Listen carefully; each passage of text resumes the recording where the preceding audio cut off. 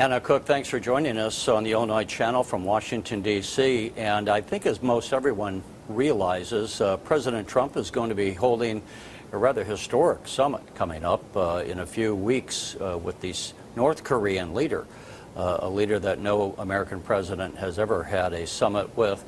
And so we wanted to see what we could learn about some of the background, about how this came about and what are some of the issues that it is projected the president and the North Korean leader would be dealing with. And to that extent, Anna, we had you go out and interview one of the foremost experts on the Korean situation.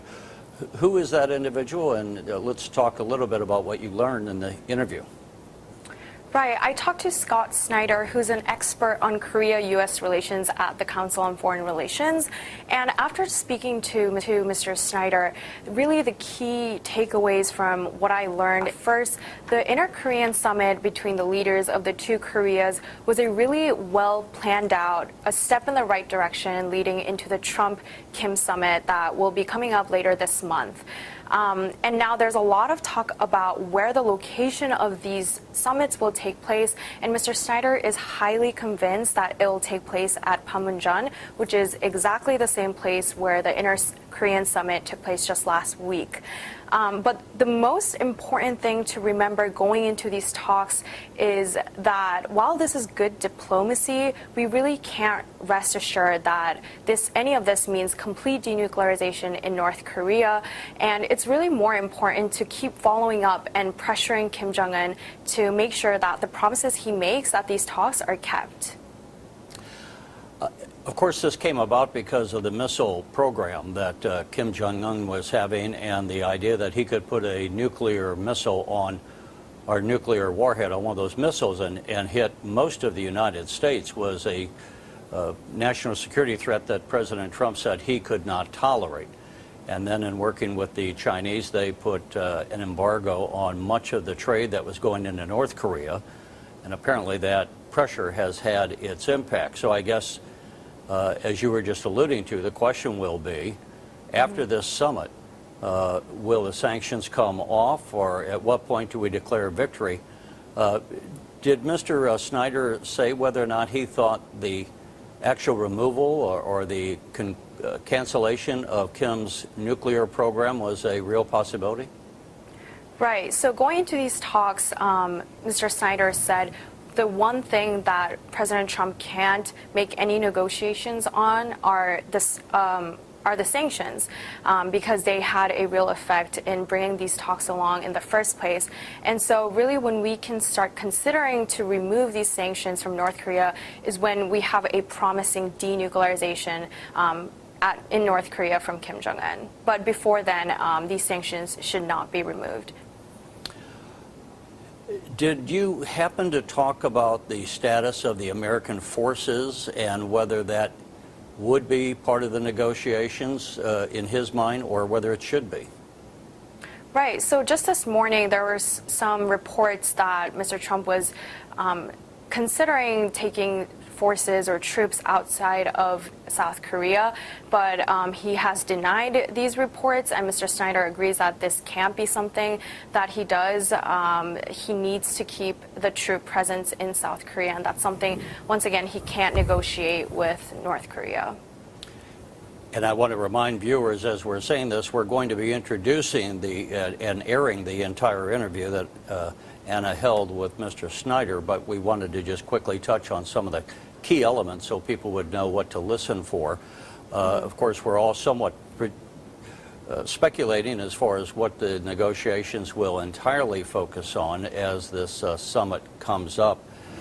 Did you happen to discuss what was also historic, the president of North Korea meeting with the president of South Korea for the first time, as I believe it was? Did he discuss the significance of that meeting? Yeah, no, he said that it was a really well set up diplomatic move between the two Koreas, and as I mentioned, he thinks it's a well set up step in the right direction leading into the Trump and Kim Jong-un summit. And a lot of things were achieved at the Panmunjom Declaration, but Mr. Snyder reminded me that, and reminded us that a lot of these agreements have been achieved before at similar talks, such as the six-party talks that happened a few years ago. So he said that, we should remind ourselves that North Korea has made similar agreements before, but has never really showed denuclearization. So that's something we need to keep following up with. And for those who haven't followed the history of the Korean Peninsula, of course, we had the Korean War, which ended in 1953, but it was never a formal end. It was just a armistice. So technically, the Korean War has been going on for some 64 years. One wonders if this would actually lead to a formal end of hostilities, declared hostilities. And did Mr. Snyder also have any insights as to what this might possibly mean for the average citizen of North Korea, who they have just struggled mightily over the years as compared to those who are living in South Korea? Yeah, so Mr. Snyder said a lot of the Koreans are already talking about reunification and possibly more opportunities to meet families in North Korea, but he thinks it's too early to draw those kind of conclusions yet.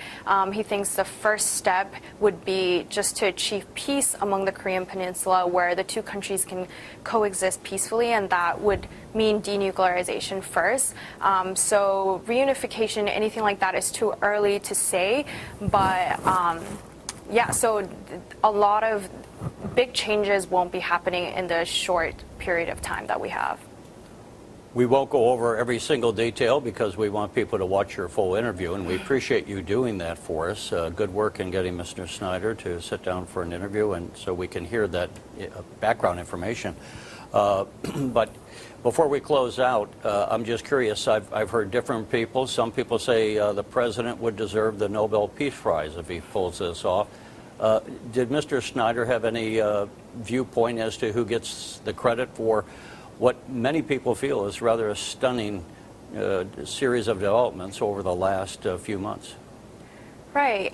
He mentioned that this was actually a long-term calculated plan from the North Korean leadership, and so he's not surprised by any of this. But he did say that he thinks President Trump's rhetoric did have a role in advancing these summits and these talks, but he didn't give full credit to President Trump. But yeah, he definitely had a role in making this happen sooner than we all expected. Well, Anna Kook will now play the full interview that you had, and hopefully that will be a good foundation for all of us as we watch these historic events as the summit progresses. We expect now probably sometime in June. Thanks again for joining us on the Illinois Channel. Thank you. Next, from Washington, we hear Anna Kook's full interview with Scott Snyder, Director of U.S.-Korea Policy at the Council on Foreign Relations. This runs about 20 minutes. Why is there suddenly a change with Kim Jong-un and his policy? Is it the Olympic diplomacy, or are the sanctions working, or is he just changing his tactics? Okay, well, everything started, as you know, with Kim Jong-un's New Year's speech on January 1st, in which he shifted from provocation to charm. And part of that is probably an idea that the North Korean leadership had had for a while. So, Kim Jong-un wants to maintain control and agency over his options. He doesn't want to look like he's been forced into anything. And yet there are also these background factors, including the fact that sanctions are getting tougher, and I don't think that the immediate impact of that had been felt in December, but he could see that it was coming down the road. And also I think that President Trump's rhetoric challenged North Korean assumptions about how the United States would respond to its nuclear pursuits. So I would say, mostly it was Kim Jong-un trying to maintain control over the situation, but there are these background factors that influenced his thinking on that. Okay. So we just came back from a summit between the two Korean leaders, right? So what do you think are some of the most successful things that we saw from the Panmunjom Declaration? Okay, well, the summit was a very well-crafted piece of, I guess, staged diplomatic interaction designed to push forward images of peace and reconciliation.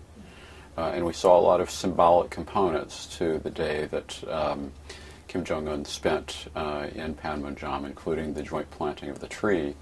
If we look at the declaration itself, what we see is a declaration that kind of reaffirms a lot of pledges that had been made in previous declarations and tries to link them up to institutional processes in order to actually carry it out. So the statement itself is primarily a statement of aspiration, but importantly there is an effort to try to build in and institutionalize processes that can actually implement those goals.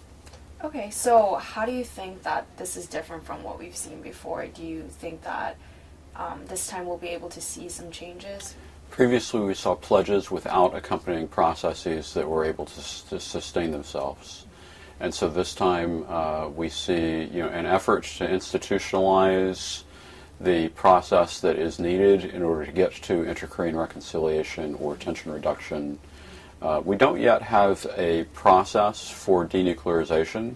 That is something that should be worked out between the United States and North Korea. And so we have a partial framework from the Inter-Korean Summit that actually needs to be linked up to the American part in order to really push the process forward. All of these issues should be interlinked and should move forward together. Okay, so going into the upcoming Trump and Kim summit, there's a lot of talk about the location, and there's the DMZ in Singapore. So where do you think is the most likely for this to take place, and why is the location so important? The day after the announcement that President Trump had accepted Kim Jong-un's invitation, I actually wrote on my blog that I thought that the most likely and maybe most reasonable location for that kind of summit meeting would be Panmunjom. And so I am on the record as thinking that that would end up being the way things would work out. The challenge, there's a logistical challenge for the North Korean leader. And there is also within the region a number of political challenges in terms of identifying a satisfactory place. And I think the United States would probably have preferred a more neutral ground for a direct interaction. But among the available options, I think that Panmunjom has symbolic significance. We obviously have a military presence that can also support President Trump. It's not that far for Kim Jong-un to come south across the border. And so for all those reasons, I think it makes sense. And clearly President Trump seems to be enamored of the idea of that location. So speaking of military presence, just today, this morning, there was some news that President Trump is considering taking out some of the troops on South Korea. What do you think about that? And is that something that America should not be willing to negotiate with North Korea? There was a report that President Trump had ordered consideration of troop reductions on the Korean Peninsula, and that report, I believe, this morning has also been denied by both President Trump and his national security advisor. But in this process of tension reduction, it's not surprising that this issue would come up. It already had come up in the context of a Moon advisor who had said that if there was progress toward peace, then the justification for keeping U.S. troops on the Korean Peninsula would be more challenging, more difficult. And frankly, I think that, but then the South Korean government made it very clear that the issue of establishing peace or a peace declaration and the issue of the U.S. ROK alliance and what is necessary in order to support it are separate issues. So, that basically means that everybody seems to be in agreement that the conversation about the level of presence of U.S. troops really is a U.S.-South Korea conversation. It should be done separately from whatever happens with North Korea. But obviously there is a link between the environment and threat perceptions on the peninsula and what sort of force would be needed in order to be able to maintain security in South Korea. So whatever was achieved between the two Korean leaders, how do you think that either helps or deters what Trump is going to do going into his own meeting with Kim Jong-un? Well, I think part of the objective for the inter-Korean summit from the South Korean side was really to set up for a Trump-Kim meeting, because the South Korean government under Moon Jae-in has come to the conclusion that one of the lessons learned from past failures in efforts to engage between North and South Korea has been that you have to bring the Americans along. Because the American focus on denuclearization, the fact that the North Koreans don't want to talk denuclearization with South Korea, and yet that is a critical security issue affecting South Korea. It means that South Korea has an interest and a stake in seeing that denuclearization conversation move forward, but they don't have the ability to get the North Koreans to do it with them. And so the South Koreans are trying to help move that along by encouraging North Korea and the United States to deal with it in concrete terms. Okay, and North Korea has announced that it's considering to release 3 Korean Americans that are detained in North Korea. Why do you think they decided to do this now, and why does that matter for them? It's absolutely an essential prerequisite for a presidential meeting, a meeting among leaders between the U.S. and North Korea. Very important for the North Koreans to get this off the agenda and out of the way so that they can talk about bigger issues. And for the United States, it's really an evidence of sincerity on the part of the North Koreans in an environment where we have a lot of suspicion and skepticism about North Korean sincerity, and so that gesture, I think, is an important precursor to and increases the likelihood that we'll actually see this meeting occur. And I know there was also talk about the student who died from UVA. So their family is trying to file a lawsuit against North Korea. How do you think that complicates things? Well, I can totally understand the desire of the parents to seek recompense and to hold North Korea responsible for their actions.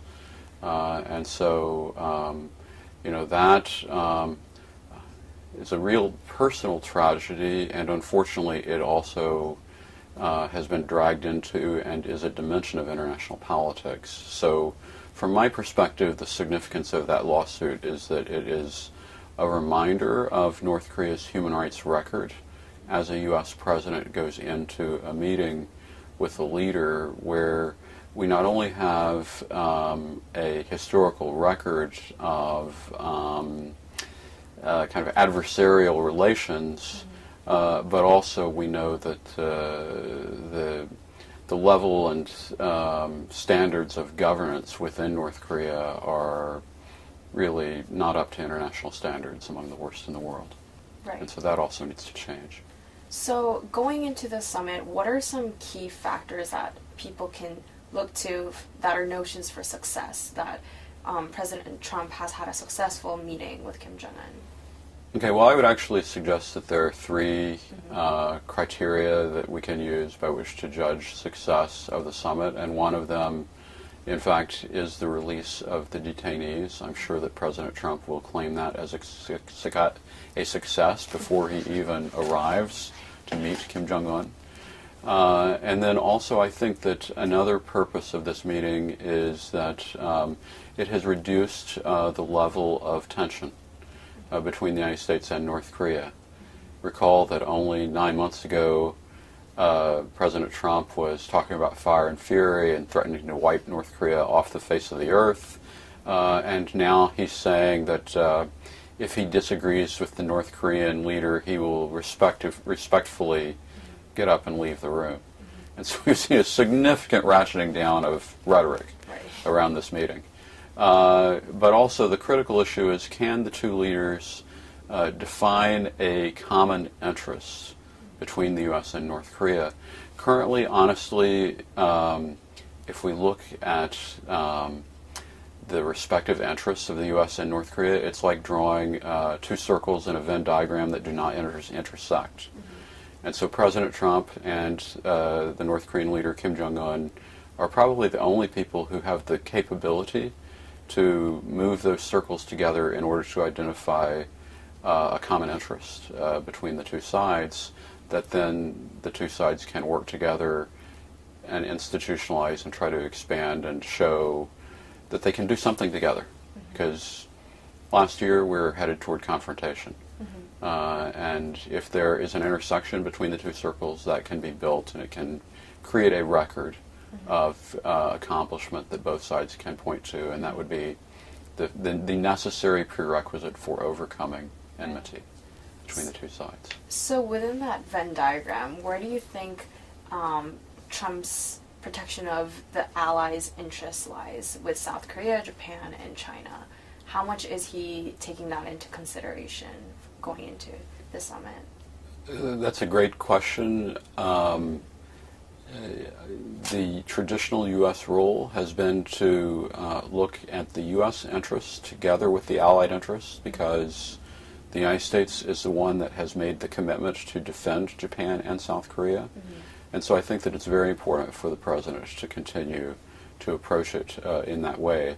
Another way of putting this is that it can't be just about the ICBMs, the International Continental Ballistic Missiles, that enable North Korea to threaten the United States. It also has to be about the underlying issue, the nuclear weapons, that actually are a source of threat to both Japan and South Korea, as well as shorter range delivery systems. So I attended a House of Foreign Affairs hearing, and some of the experts, like Victor Cha, was saying that one thing that President Trump should not give up going to this summit is sanctions that the UN has imposed against North Korea. What are your thoughts on that? Well, I agree that sanctions cannot be relaxed in exchange for a return to dialogue. Sanctions have to be relaxed in exchange for evidence of concrete progress toward the objective of denuclearization. That really is one of the lessons learned from past rounds. And of course, Dr. Shah knows that well because he was a participant in one of the past rounds in which we got the North Koreans to come to the table, but we didn't get them to denuclearize. So what can we do this time differently to make sure that they'll take steps to denuclearize, and it's not just them saying this? Well, one thing to do is to keep the pressure on until we see, that they're moving forward. Really the goal, in some ways, it is to welcome Kim Jong-un to move forward, while at the same time keeping your hand in the small of his back to push him forward. Right? That's really, I think, what we should be trying to do. And so there are two elements, I think, to that. One is to draw Kim Jong-un out, and I think that is part of what the Inter-Korean Summit did, and the Trump-Kim meeting can do that further. But then the other element that we have to do is to bind him to international norms, standards, and commitments. And so the significant thing is that before this year, he was completely domestically focused.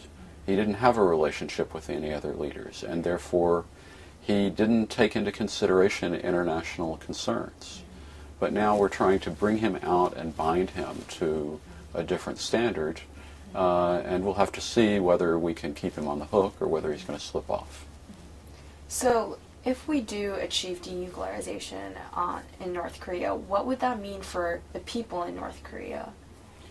Do you think things will get better for them? Well, the promise of denuclearization is really related to, and we've tried to connect it to the promise of economic prosperity.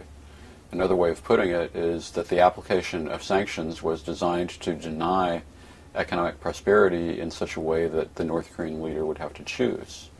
And so if we're serious about that, then what we should see, along with denuclearization, is a massive expansion of economic opportunity for North Korea and the people of North Korea.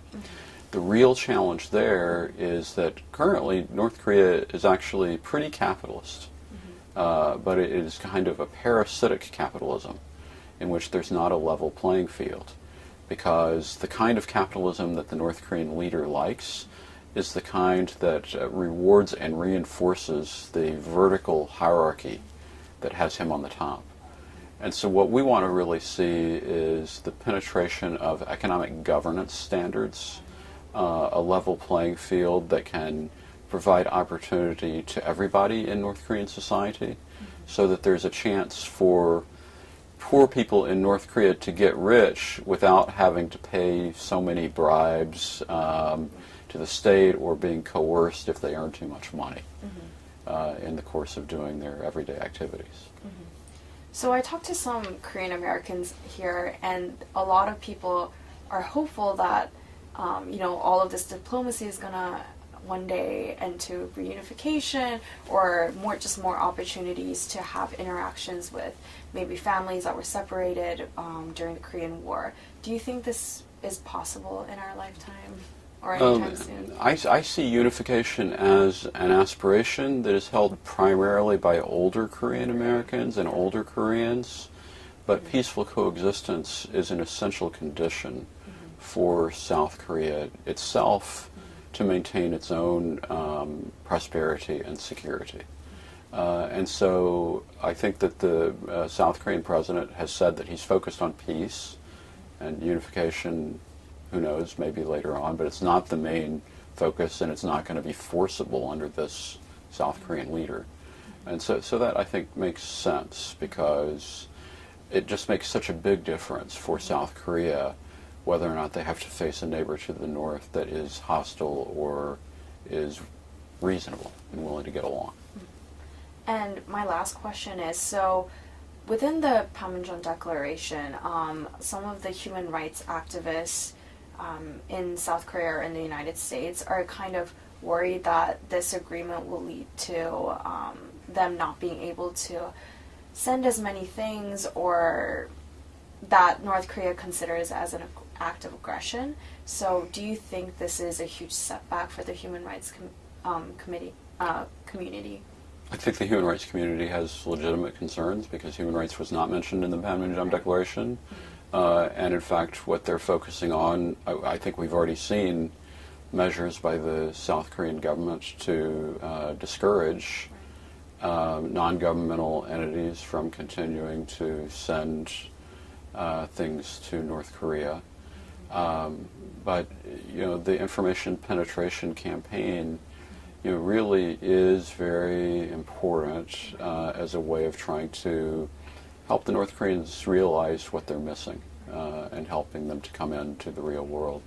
So, I think that those efforts must continue. I think they will continue, and I think that it is short-sighted if the South Korean government tries to crack down too hard. And frankly, there's an element of hypocrisy as well, because this is a government that has a human rights lawyer as its president. And so, to suggest that there is one group of people for whom human rights and human prosperity can be deferred, it's just an affront to the concept of universal human rights. All right, well, thank you so much for your time. Yeah, thank you. All right. Okay.